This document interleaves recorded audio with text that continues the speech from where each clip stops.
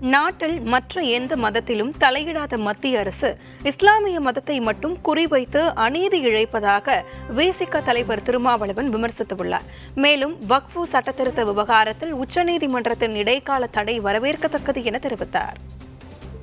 வேறு எந்த மதத்திலும் தலையீடு செய்யாத பாசிச பாஜக அரசு இஸ்லாமிய மதத்தின் சட்டத்தின் பெயரால் அச்சொத்துக்களை அபகரிக்க சதித்திட்டம் தீட்டியது.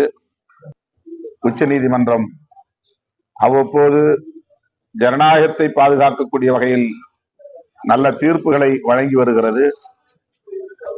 இந்த இடைக்கால நிறுத்தமும் அத்தகைய நம்பிக்கையை நமக்கு தருகிறது. எனவே இந்த வக்ஃப் திருத்த சட்டத்திற்கு எதிராக உச்ச நீதிமன்றம் தீர்ப்பளிக்கும் என்கிற நம்பிக்கை உள்ளது.